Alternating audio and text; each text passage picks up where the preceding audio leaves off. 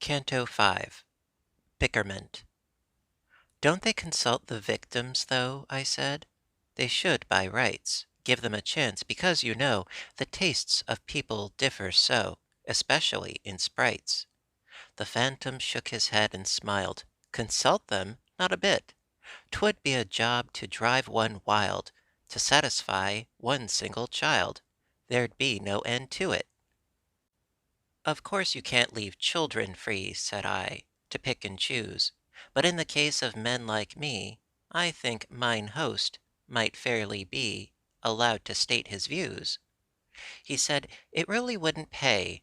Folk are so full of fancies. We visit for a single day, and whether then we go or stay depends on circumstances. And though we don't consult mine host before the thing's arranged, still if he often quits his post, or is not a well-mannered ghost, then you can have him changed. But if the host's a man like you, I mean a man of sense, and if the house is not too new, why, what has that, said I, to do with a ghost's convenience? A new house does not suit, you know. It's such a job to trim it.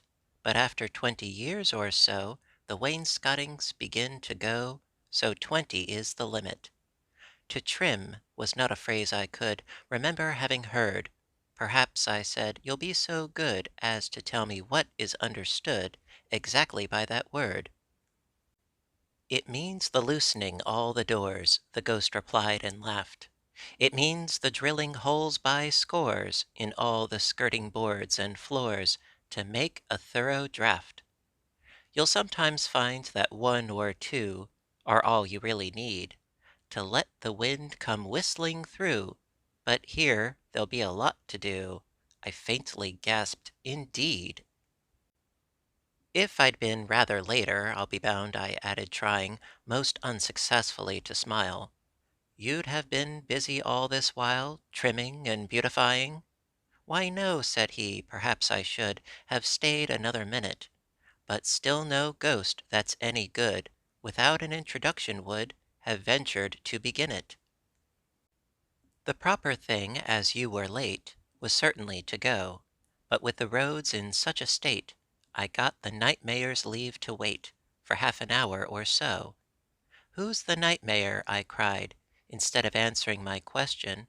Well, if you don't know that, he said, either you never go to bed, or you've got a grand digestion. He goes about and sits on folk that eat too much at night. His duties are to pinch and poke, and squeeze them till they nearly choke. I said, it serves them right. And folk who sup on things like these, he muttered, eggs and bacon, lobster and duck and toasted cheese, if they don't get an awful squeeze, I'm very much mistaken.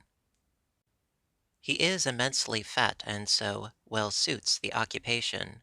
In point of fact, if you must know, we used to call him years ago the mayor and corporation.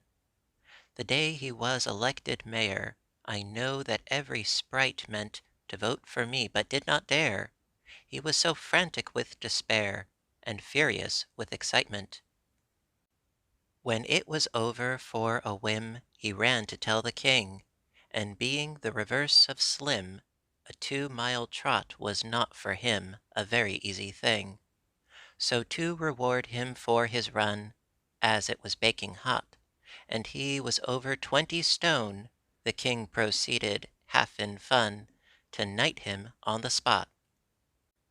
'Twas a great liberty to take. I fired up like a rocket. He did it just for punning's sake. The man, says Johnson, that would make a pun, would pick a pocket. A man, said he, is not a king. I argued for a while, and did my best to prove the thing, the Phantom merely listening with a contemptuous smile. At last, when breath and patience spent, I had recourse to smoking. Your aim, he said, is excellent, but when you call it argument, of course you're only joking. Stung by his cold and snaky eye, I roused myself at length to say, "At least I do defy the veriest skeptic to deny that union is strength." "That's true enough," said he, "yet stay." I listened in all meekness.